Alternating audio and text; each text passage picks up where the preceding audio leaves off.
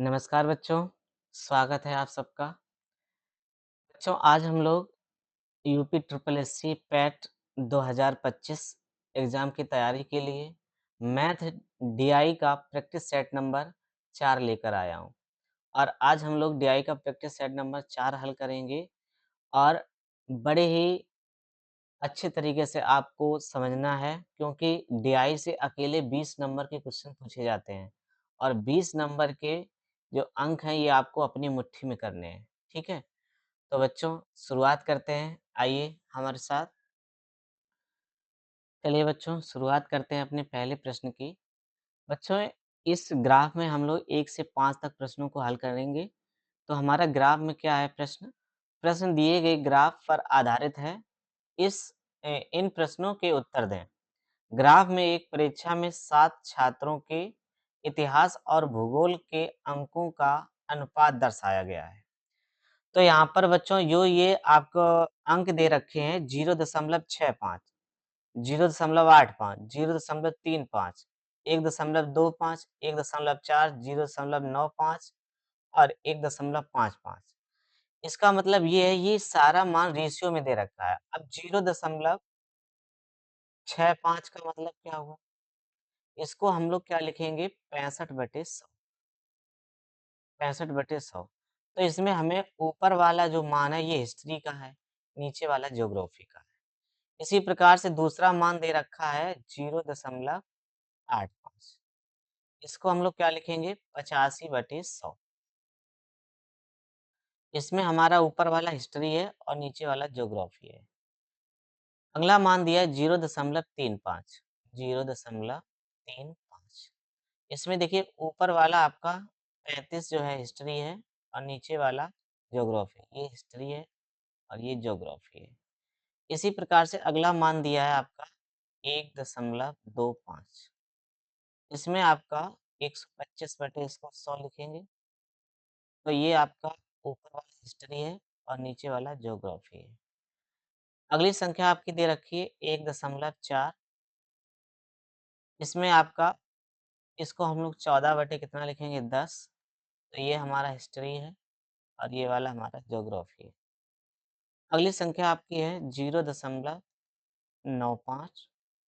तो यहाँ पर इसको हम 95/100 लिखेंगे और यहाँ पर 100। तो इसमें ऊपर वाला आपका हिस्ट्री रहेगा और नीचे वाला ज्योग्राफी रहेगा।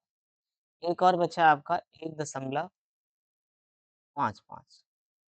यानी 155/100।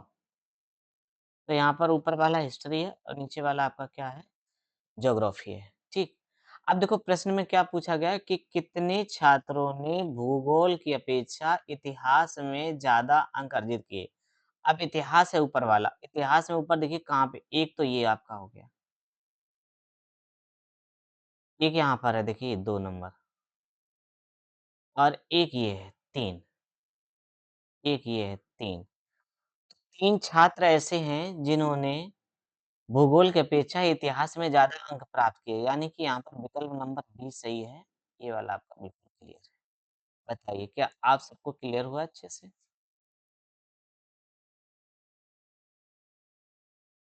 ठीक है, चलिए आगे देखिए, अगला प्रश्न देखो क्या लिखा है कि निम्न में से किन छात्रों को भूगोल की अपेक्षा इतिहास में कम मिले हैं? अब देखिए, निम्न में से किन छात्रों को भूगोल की अपेक्षा इतिहास में कम अंक मिले हैं? पिछले वाले सवाल में पूछा था कि इतिहास में कितने ज़्यादा मिले हैं और इसमें भूगोल में पूछ रहा है। तो भूगोल में ज़्यादा अंक आप देख लीजिए, पहले तो एक ये हो गया, दूसरा ये हो गया, ठीक है? तीसरा ये हो गया, 3, 3 के बाद में अच्छा इनकी आपको संख्या छात्र बताने हैं तो एक बार देख लीजिए, एक छात्र तो ये है, एक छात्र ये है,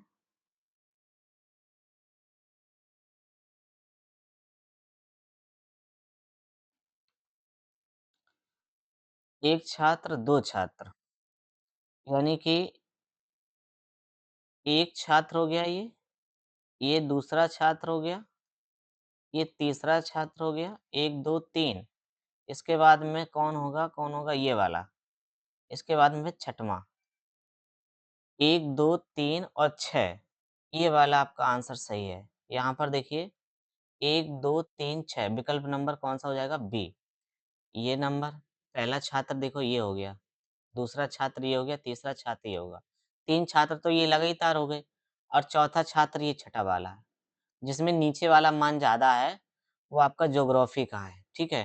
तो यहाँ पर ज्योग्राफ़ी का देख लीजिए, हमने बताया अभी, यहाँ 1, 2, 3 तो छात्र ये हो गए और चौथा वाला आपका ये वाला रहा, छठा, ठीक है? तो ये आपका आंसर हो जाएगा। क्लियर हुआ? बताइए।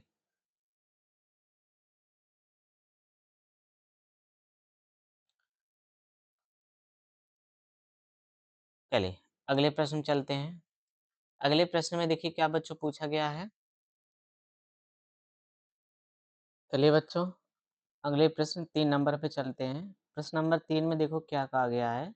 भूगोल में छात्र 3 और 4 के मध्य अंक का प्रतिशत बढ़त है।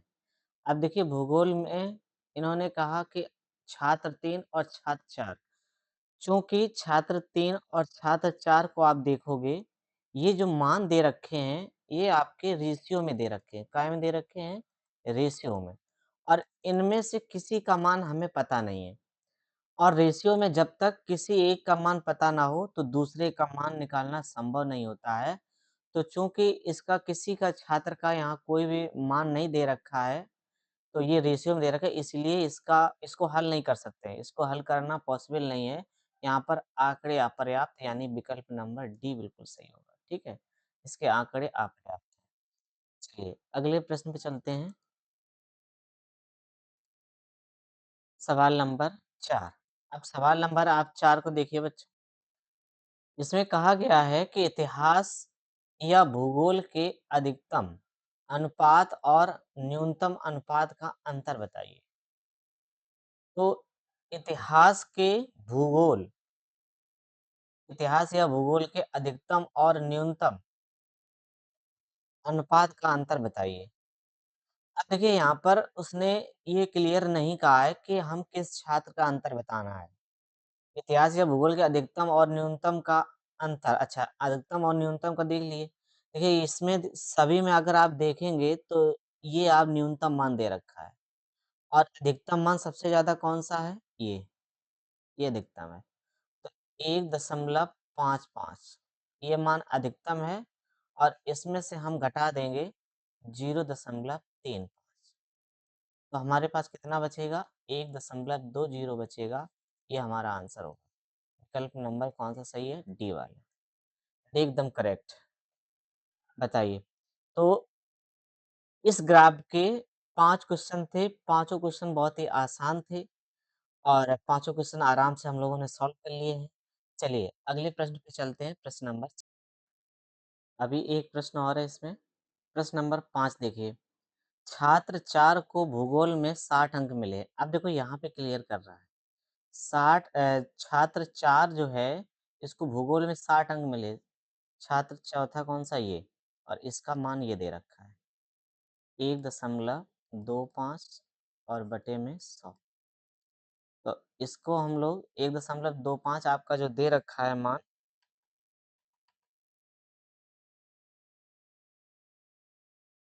1.25 मान दे रखा है, इसको हम लोग क्या लिखेंगे? 125 बटे 100 लिखेंगे, ठीक? इसमें हमारा ऊपर वाला हिस्ट्री है और नीचे वाला ज्योग्राफी है। अब देखो इसको ज़रा काट दो 5 25 काट दो, 25 पंचे 125 25 चौको 100 तो ये आपका नया मान निकल गया 5/4 यहाँ पर देखिए ज्योग्राफी का नीचे वाला मान है ये 4 का मान दे रखा है 60 4 से 60 काट देंगे कितनी बार कटेगा 15 15 चौके 60 तो यहाँ पर हिस्ट्री का मान पूछा गया है तो यहाँ पर 15 का गुणा करा देंगे तो 15 पना कितना हो जाएगा 75 ये आपका आंसर है 15 पना 75 ये आंसर है विकल्प नंबर सी एकदम सही है चलिए अब हमारे 5 प्रश्न पूरे हुए हैं ठीक है चलिए क्लियर हो गए आप सब लोगों को बताइए अब हम लोग प्रश्न नंबर 6 पे चलते हैं चलिए बच्चों अगला प्रश्न देखते हैं। ग्राफ का अध्ययन कर निम्नलिखित प्रश्नों के उत्तर दें। तो प्रश्न नंबर 6 लिखा है कि कच्चे ऊन के उत्पादन में उच्चतम वृद्धि का वर्ष था। अब आपके सामने ये 4 विकल्प दे रखे हैं, तो आप इसी चारों वर्षों में आपको देखना है कि कौन-सा विकल्प आपका सही होगा। तो सबसे पहले हम देखें 2017 और 18 में। 2017 और 18 में पिछले वर्ष की तुलना में कितनी वृद्धि हुई? तो यहाँ 76 में से आप 65 घटा देंगे। 76 माइनस 65, तो आप देख रहे हैं यहाँ कितनी वृद्धि हुई है? 11 की। इसके बाद में बी ऑप्शन में 2020-21 देख लीजिए, 20-21 में 73 से बढ़कर कितना हुआ? 68। 73 से बढ़कर 68 हुआ है। तो आप क्या करेंगे? 73 माइनस 68, यहाँ कितना बचेगा? 5। अब देखिए 2016-17 में देखिए 2016-17, 16-17, यहाँ देखिए 53 से बढ़कर 65 हुआ है, तो 65 माइनस 53, तो कितना बचा यहाँ पर? 12, ठीक है? ये 12 बचा और यहाँ पर देखिए 2019-20 में 19-20 में 68 में से 58 घटा देंगे। यानी कि अगले वाले वर्ष में से पीछे वाले वर्ष का आपको क्या करना है? अंतर करना है। यहाँ अंतर 10 का है। इसके बीच अंतर देखा तो ये अंतर 5 का है। इसके बीच हमने अंतर देखा और इसके बीच में, तो ये अंतर 10 का है।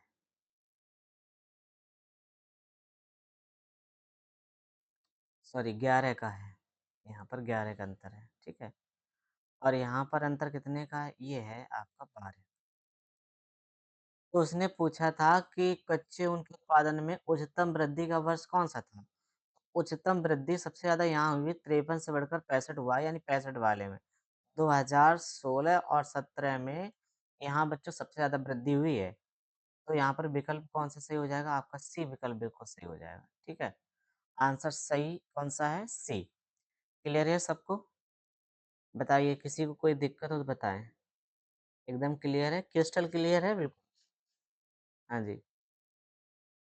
अच्छा, ठीक। चलिए अगले प्रश्न पे चलते हैं। अगला प्रश्न देख लीजिए आप। चलिए अगले प्रश्न पे चलते हैं। अगला प्रश्न है हमारा 7 नंबर। पहले 4 वर्षों के उत्पादन की तुलना में अंतिम 4 वर्षों में कच्चे ऊन का उत्पादन कितने % बढ़ा है? तो पहले 4 वर्ष यानी कि 56, 51, 53 और 65, इन सबको ऐड करेंगे। इन सबको ऐड करेंगे तो कितना आ जाएगा? 225। अब अंतिम 4 वर्ष देख लीजिए, 76, 58, 68 और 73, इन चारों वर्षों को ऐड करेंगे, तो कितना हो जाएगा? 275। तो आप क्या करेंगे? 275 में से 225 घटा देंगे, ठीक? तो कितना बचेगा? 50 बचेगा और 50 बचा कितने पे? 225 पे। 225 नीचे रहेगा और गुणा कितना हो जाएगा? 100, ठीक है? चलिए, इसको हम काट देते हैं 25 से। 25 दूनी 50 और 25 नेमा 225। तो ये आपका कितना हो जाएगा? 200/9। तो इसको काटते हैं हम लोग। 9 दूनी 18, 2 बचेगा। 20 फिर हो गया, 9 दूनी 18, फिर 2 बचा। तो 22.22 ऐसे आता रहेगा। तो 22.2% यानी कि विकल्प नंबर बी सही है। विकल्प नंबर बी बिल्कुल सही है। बताइए बच्चों, क्या आप सभी को क्लियर है? या किसी को कोई दिक्कत ना समझ में आया हो तो कमेंट करें, बताएं। हुँ। चलिए, अगले प्रश्न पे चलते हैं। अगला प्रश्न है हमारा, 8 वर्षों के दौरान औसत उत्पादन था। यानी कि ये जो सभी 8 वर्ष हैं, इनका सबको जोड़कर आपको औसत निकालना है। तो आइए औसत निकालते हैं। 56 प्लस 51 प्लस 53 प्लस 65 प्लस 76, 58 68 और 73, ठीक? इन सबको ऐड करना है। चलिए ऐड करिए, बताइए कितना आ रहा है, ठीक है? इन सबको ऐड करेंगे तो कितना हो जाएगा 500 और भाग करेंगे 8 से, ठीक है? 8 छीन 48, 8 छीन 48 कितना बचा 2 20 हो गया और 8 दूनी 16, 62.4 बचा 8 पंचे 40, 62.5 मीट्रिक टन, यानी कि विकल्प नंबर बी सही है। विकल्प नंबर बी बिल्कुल सही है। बताइए बच्चों, क्लियर है आप सबको?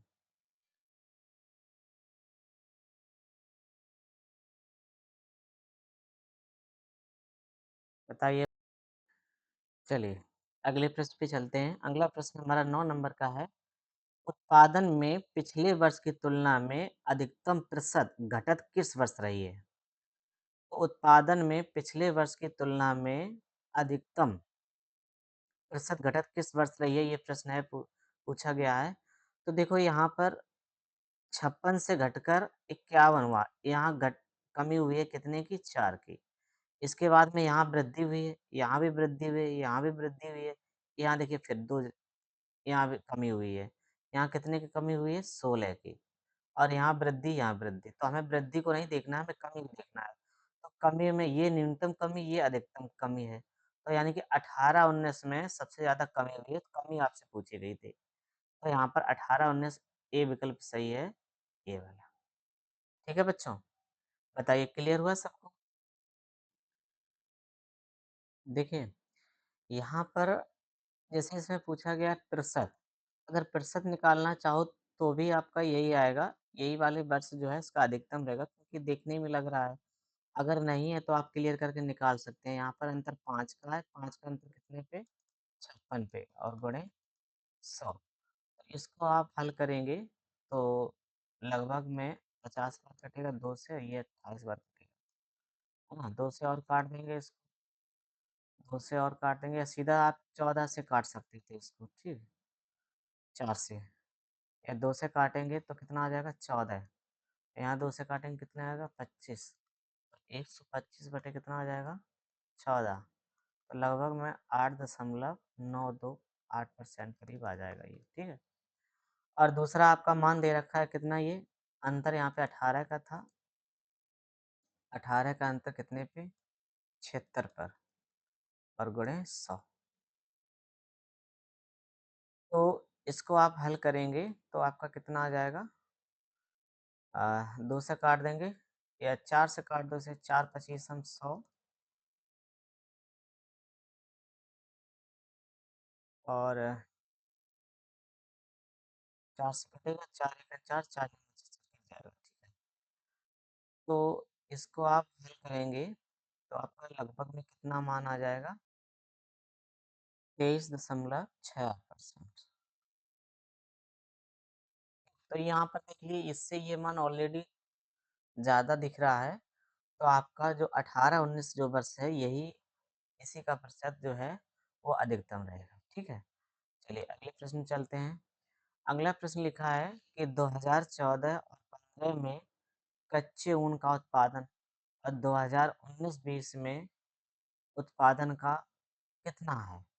तो देखिए 2014-15 में 14-15 में देखना कितना दे रखा है? 51, 51 और 19-20 में देखिए कितना दे रखा है? 19-20 में 68। तो 3 से काटेंगे या 17 से काट दो। 17 तिया 51 और 17 चौको 68। कितना आ जाएगा? 3/4, जो कि विकल्प नंबर आपका डी दे रखा है। ये आंसर है। तो हम लोगों ने इसके जो क्वेश्चन थे 5 क्वेश्चन ग्राफ संबंधित इसको पूरे कर लिए हैं। क्या इन पाँचों प्रश्नों में किसी को कोई दिक्कत हो तो बताएँ? इन 5 प्रश्नों में क्या किसी को प्रॉब्लम है? बताएँ।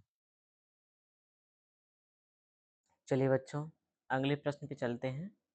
अगला प्रश्न हमारा 11 से 15 तक है। दी गई तालिका के आधार पर निम्नलिखित प्रश्नों के उत्तर देना है। 5 सेल्समैन द्वारा अर्जित वार्षिक कमीशन दिया गया है। तो इसमें प्रश्न नंबर जो 11 है, ये आपका देखिए क्या है? किस वर्ष में सेल्समैन सी द्वारा अर्जित कमीशन और पिछले वर्ष की तुलना में अधिकतम वृद्धि को दर्शाता है? तो यहाँ पर आपको देखना है सेल्समैन सी का, सेल्समैन सी देख लीजिए ये रहा। अब इनके बीच में देखना है कितनी वृद्धि हुई है। 26,200 से 27,800 हो गया, यहाँ वृद्धि कितनी की हुई? 1,600 की। इसके बाद में देखिए 27,800 से 28,200 हुआ है। तो यहाँ पर वृद्धि आपकी कितनी हुई बताइए?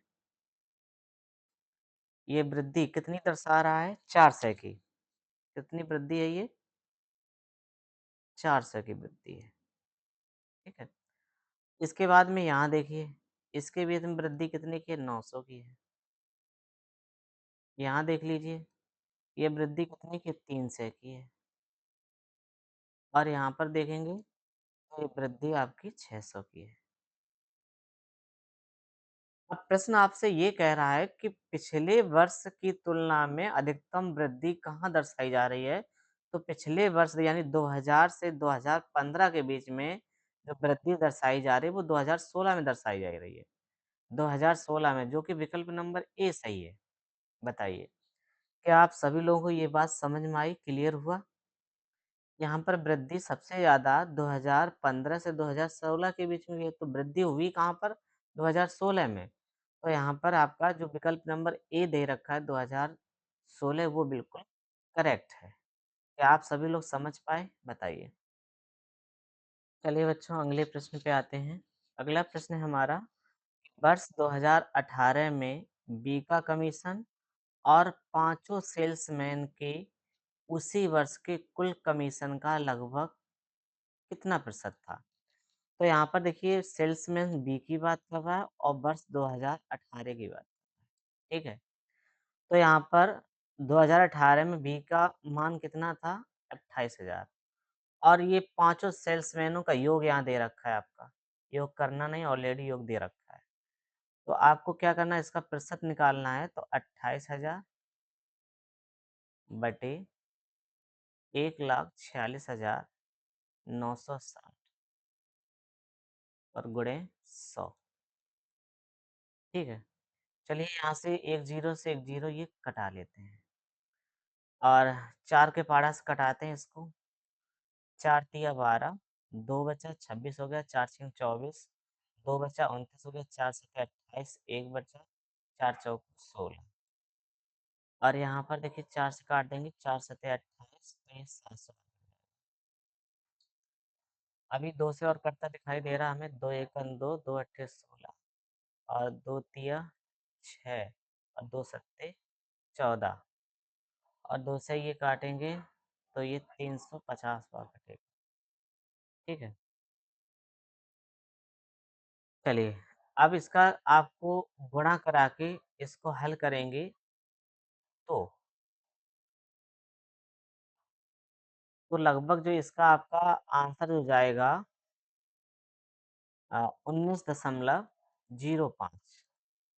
19.05% ये आपका आंसर है, जो कि विकल्प नंबर ए में दे रखा है, ठीक है? इसको आप हल कर लीजिएगा, आपका आंसर 19.05% आ जाएगा।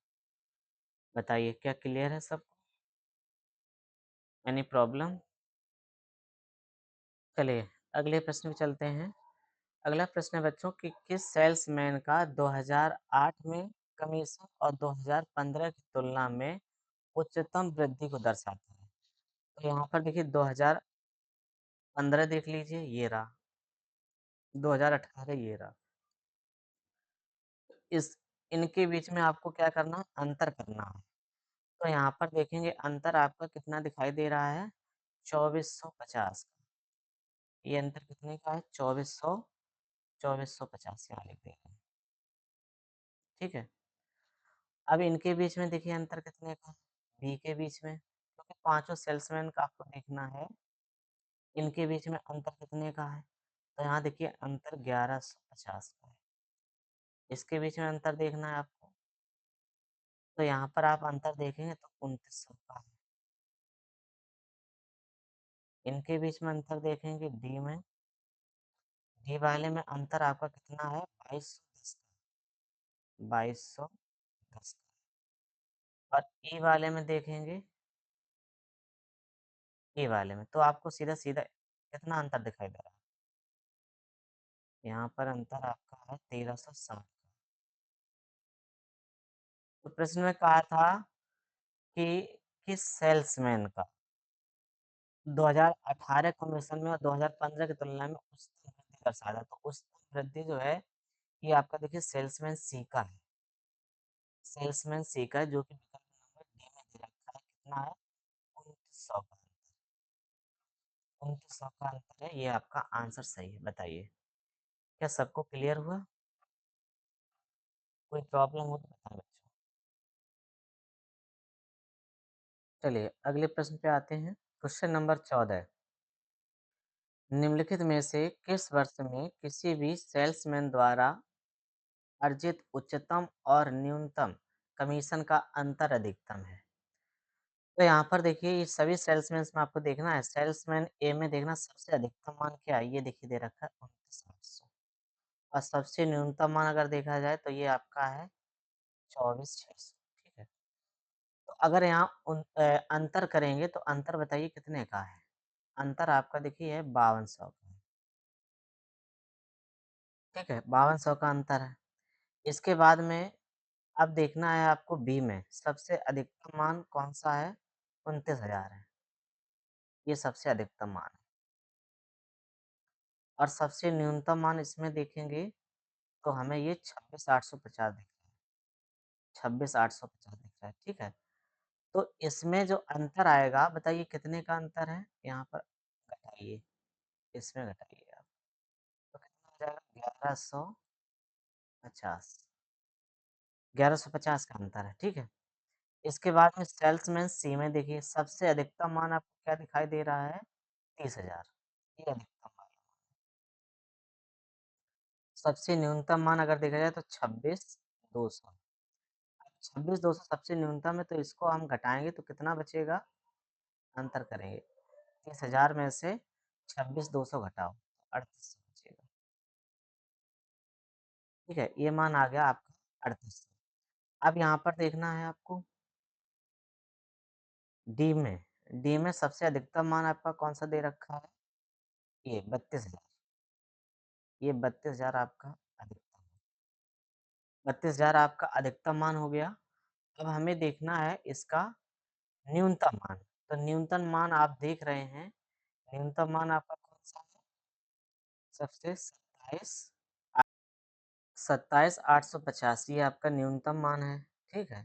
तो इसको यहाँ से घटाएँगे, इसको घटाएँगे तो कितना आएगा? 27,800 घटाएँगे तो 4150 बचेगा, 4150, ठीक। अच्छा, अब देखिए यहाँ पर ई में सबसे अधिकतम मान आपको क्या दिखाई दे रहा है? 30,000। ये सबसे अधिकतम मान है। और सबसे न्यूनतम मान की बात करें तो क्या होगा? 28,640 यही है न्यूनतम। तो इनके बीच में अंतर कितने का है? इनके बीच अंतर कितने का है? 1360 का। ठीक। अब हमने क्या किया सबके अंतर निकाल लिए, अधिकतम और न्यूनतम वर्ष का। यानी कि सेल्समैन ए में अधिकतम मान कितना है? 29,800 और न्यूनतम सबसे कम क्या है? 24,600। इसका अंतर करेंगे तो कितना आएगा? 5208 नहीं 5200 आएगा। ठीक है, सॉरी 5208 नहीं है, ये 52 है। 5200 ठीक है, ये मान आपका दे रखा है। क्लियर हुआ यहाँ तक बताइए?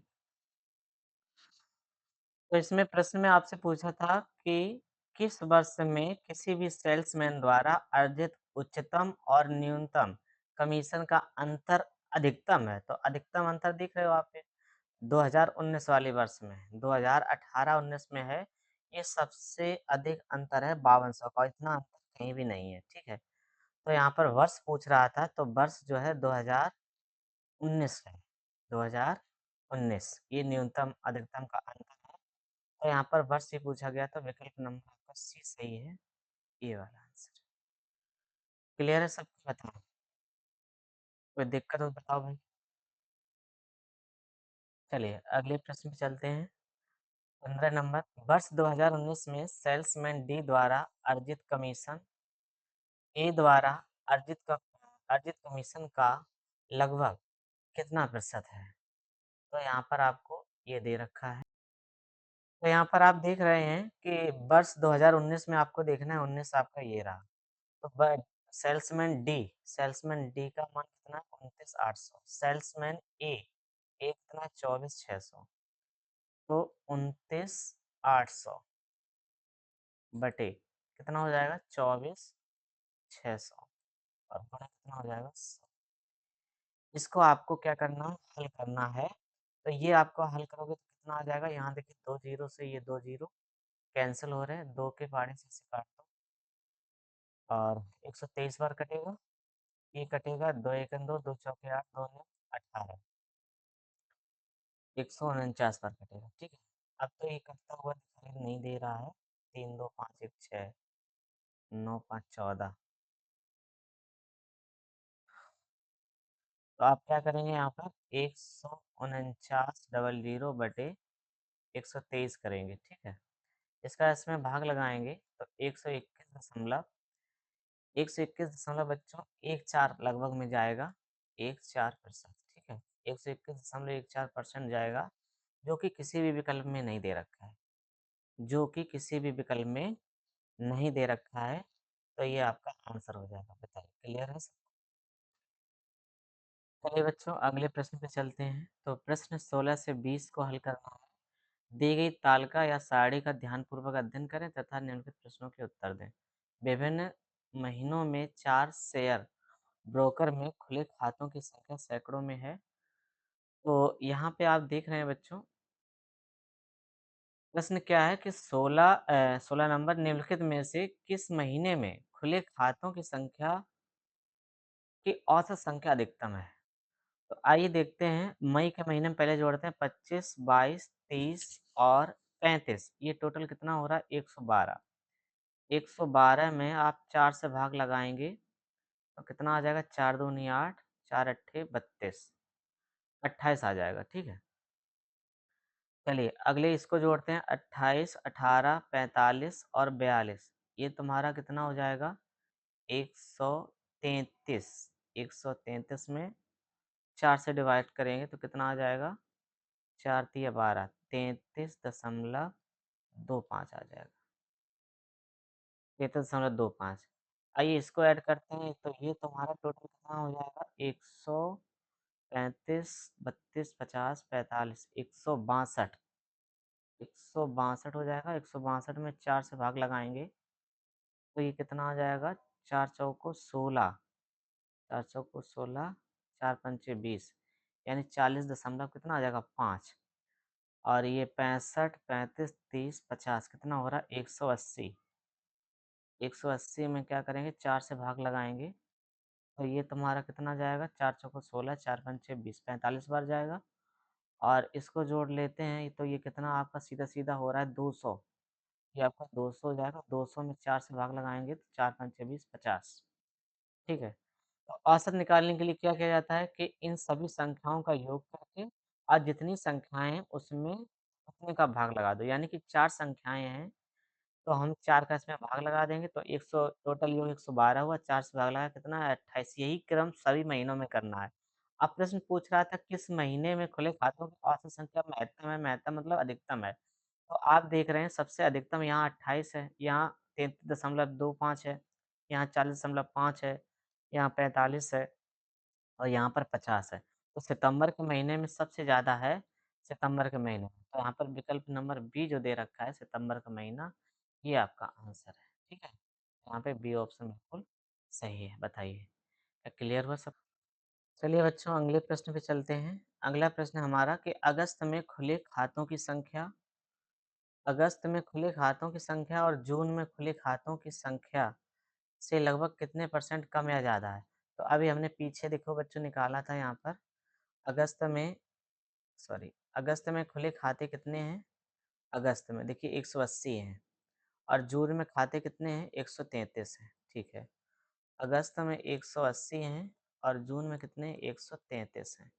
अंतर कितने का है? 47 का। ठीक है? अंतर कितने का है? 47 का अंतर है और 47 का अंतर कितने पे है ये? 133 पर और गुणे 100, ठीक है? तो ऊपर 47 हो जाएगा, नीचे 133 हो गया और 47 100 में हम 133 का भाग लगाएँगे तो भाग लगभग जाएगा आपका 35.3%, 35.3% आपका आंसर जाएगा, जो कि विकल्प नंबर आपका बी सही है। विकल्प नंबर बी सही है, बताइए। क्या सभी बच्चों को क्लियर है? बताएँ। चलिए, अगले प्रश्न पे चलते हैं। अगला प्रश्न है हमारा, मई से सितंबर तक एंजल में खुले खातों की संख्या से और ज़ीरोधा में खुले खातों की संख्या का अनुपात क्या होगा? देखिए, मई से और सितंबर तक आपको देखना है, मई से सितंबर तक। तो यहाँ पर देख रहे हो मई से सितंबर तक, यानी कि एंजल को देखना है। ये आपका एंजल का है और मई से सितंबर तक आपको ऐड करना है। तो 25 प्लस 28 प्लस 35 प्लस 65 और प्लस 55 इन सबको आप ऐड करेंगे तो कितना हो जाएगा? 208 हो जाएगा, ठीक है?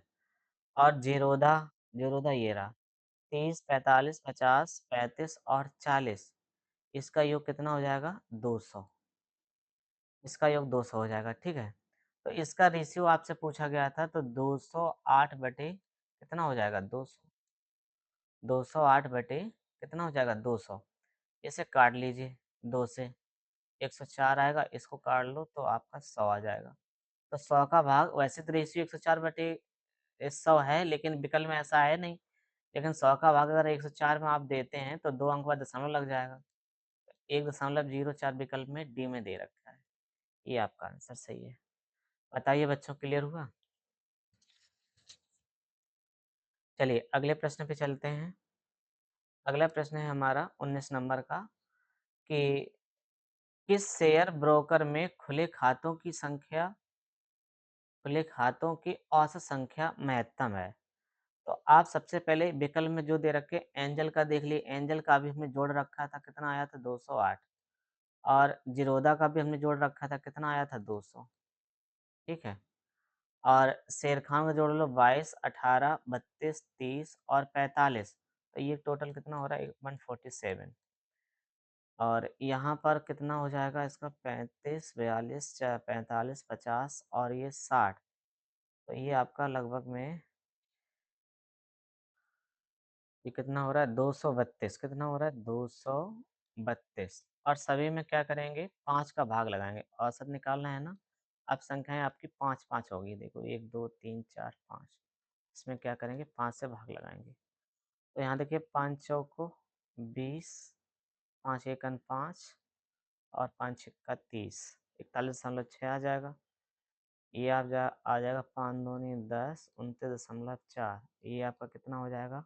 5 चौको 20, 40 ये कितना हो जाएगा? 5 चौको 20, 5 छक्का 30, 5 चौको 20। अब देखो इसमें क्या पूछा था आपसे कि किस शेयर ब्रोकर में खुले खातों की औसत संख्या महत्तम है? अब देख लीजिए महत्तम किसमें है? महत्तम तो ट्रेड बुल में है सबसे ज़्यादा। ट्रेड बुल में कितनी है? 46.4 ट्रेड बुल, यानी कि विकल्प नंबर सी बिल्कुल सही है। ठीक है? विकल्प नंबर सी बिल्कुल सही है। बताइए क्या क्लियर हुआ आप सबको?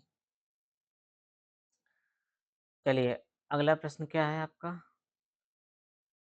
ट्रेड बुल में खुले खातों की संख्या का औसत और शेर खान में खुले खातों की संख्या के औसत का लगभग कितने प्रतिशत है? तो अभी हमने पीछे निकाला था ट्रेड बुल का कितना आया था? 46.4 और शेर खान का कितना है? 29.4। 46.4 माइनस 29.4 और बटे में किसका नीचे रहेगा? शेर खान का, यानी 29.4 नीचे रहेगा, गुणे 100 कराएँगे, ठीक है?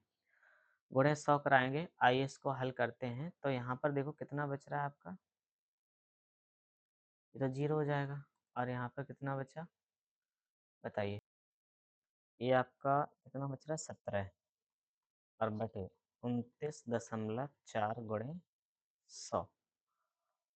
तो यहाँ पर अगर आप दशमलव वाला करते हैं तो ऊपर कितना हो जाएगा? 17 एक 0 बढ़ जाएगा, 2 जीरो ये 200 94 हो जाएगा, ठीक है। तो ये 29 पंचे 5 के आसपास विकल्प कौन-सा है? ये 5 सत्ते हाँ, ए विकल्प जाएगा। 57.82%। 57.82% है, जो कि विकल्प नंबर ए दे रखा है, ये आपका बिल्कुल सही है। ठीक है?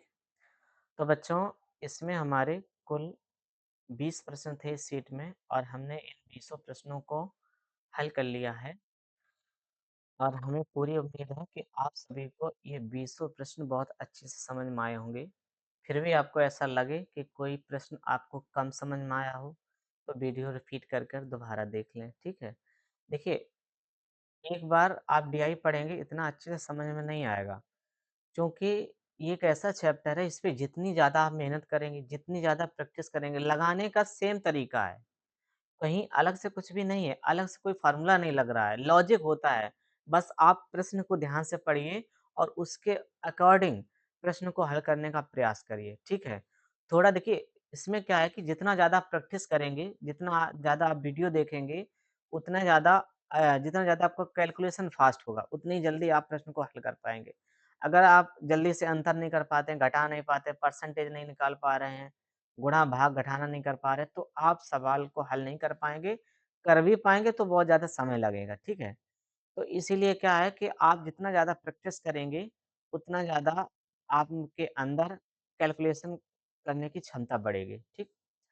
तो उम्मीद करते हैं आप सबको बहुत अच्छा लगा होगा और अगर वीडियो अच्छा लगे तो प्लीज़ लाइक करिएगा, अच्छे-अच्छे कमेंट कर दीजिएगा, ताकि हमें और ज़्यादा प्रेरणा मिले, हम और अधिक आपके लिए अच्छे-अच्छे वीडियो बनाएँ, पढ़ाने के लिए, ठीक है? और thank you so much everyone to join us.